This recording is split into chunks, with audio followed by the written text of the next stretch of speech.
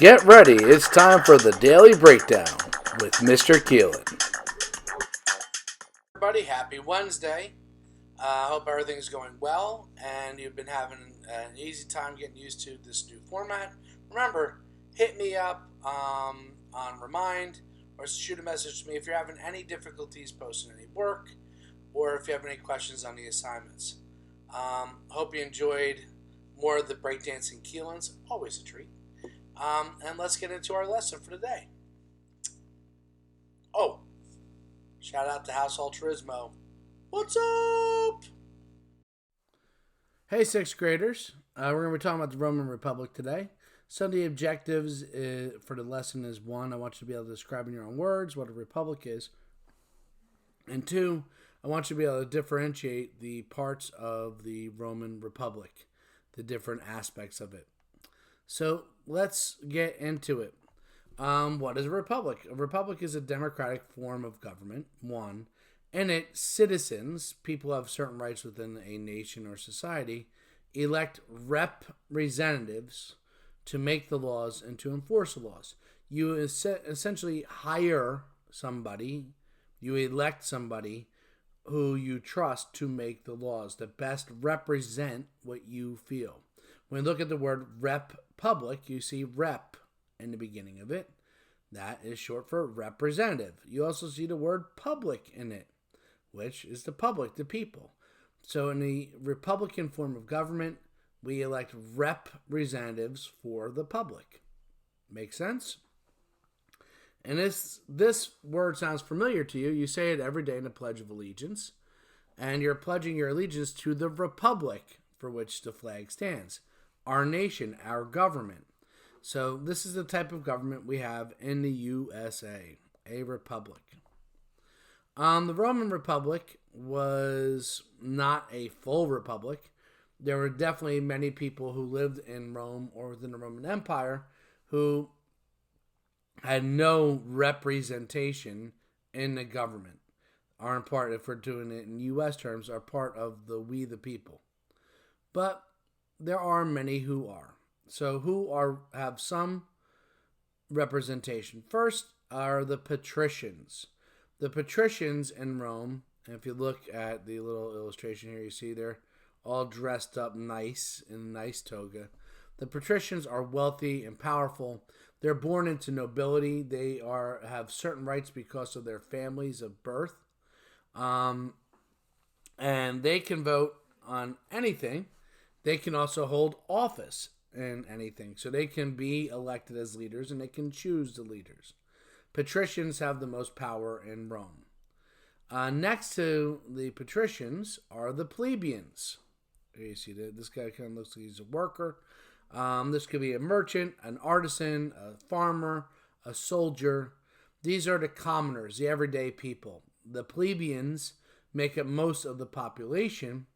And they can also vote for representation, but they're only allowed to hold certain offices that are designated to look out for the plebeians. If you look here, you can see the patricians can be part of all of these different things that make up the government, whereas the plebeians can only be part of the citizens' assembly and the tribunals that are elected by the citizens' assembly.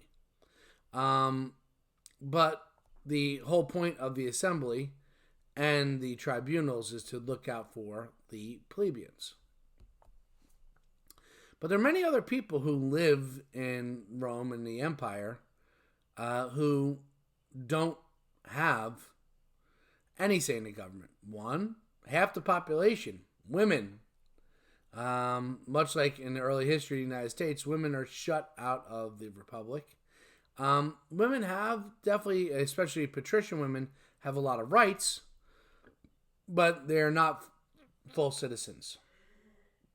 Secondly, the Roman Empire had a vast use of slaves. They were not allowed to have any say in the Roman Empire. And lastly, if you're foreign, if you move to Rome from someplace else, you're not allowed to have a say in the government. So they were shut out, even though the laws could affect them. They had no representation.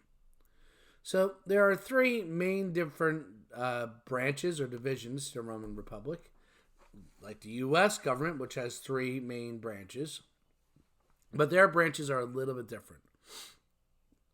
One is the Roman Senate. And the Roman Senate, during the time of the Republic, not the full empire where they're ruled by an emperor who's all powerful.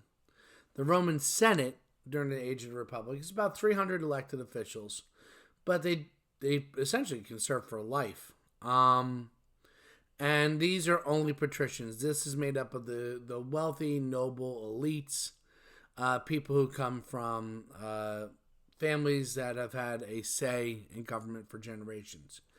And their main job is to make the laws, to legislate. And they have a lot of power within the framing of the Roman government. Second to them is the Roman Assembly. This is a larger group than the Senate, and their job is to look after the common everyday people, the plebeians. After fighting in order to get more of a say in the government, the plebeians get a group of 10 elected officials elected by them every year that are called tribunes. The tribunes have the power to veto laws of the Senate. So if the Senate wanted to pass a law, it had to get the tribunes to agree to it. That power and that word veto also comes to play in the U.S. government. The President of the United States has a right to veto laws passed by the Senate and House through the Congress. The last group of people are magistrates. The magistrates are elected officials who are the elite of the elite of the patricians. They are elected for 2 years, and then after that time, they can't be reelected for another 10. And they serve as a magistrate. And they're the judges. They're what would be the judicial branch in the Roman Republic. They settle disputes about the law. They hand out punishments for people who broke the law, so on and so forth. The magistrates elect 2 of their own as the consuls.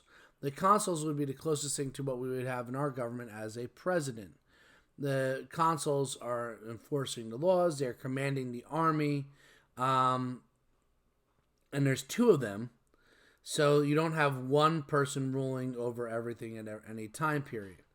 Roman leaders of the Republic, like Cicero, advocated very hard that you should never really try to avoid having one person make all the decisions. That in order for the government or the Republic to move forward, there has to be the power to work together to compromise. And if you can't, that one can veto or stop the other one from doing what they want to do. So this forces, once again, compromise and working together. Oh, PowerPoint's doing auto recovery save right now. That's convenient. Yep. Anyway, we also have within their government and during the Republic, during a time of emergency, if Rome is under attack in war, like the city itself is under attack, if there's a plague raging through the city, a dictator can be temporarily put in place. One person making the decisions in a time of emergency. We're in an emergency. We don't have time for debate. We just need somebody to dictate what to do. Roman dictators had absolute power, but only for a limited time. But we're going to see, once somebody's a dictator and they have that power, it's really hard to take that power away from a dictator. And eventually, Rome will fall into becoming a dictatorship. So here's just a little map. You might want to screenshot this or draw it in your notes. That gives you a good breakdown of how the Roman government was organized. You have in the assembly as consuls, as magistrates. The plebeians, who are ordinary, regular people, they can serve in the assembly and can serve as tribunes. They're who try to protect the regular, everyday people from mistreatment by the patricians, the wealthy and powerful. And we see here that the Senate are the people that have lots of experience. They advised the consuls, passed the laws, and ended up, during the Republic, controlling Rome. All right. So, your questions for the end of the lesson is 1, what is a republic? And 2, what is the difference between the patricians and the plebeians? Post your answer underneath the video in the comments. Thanks a lot. Have a great day. See you tomorrow.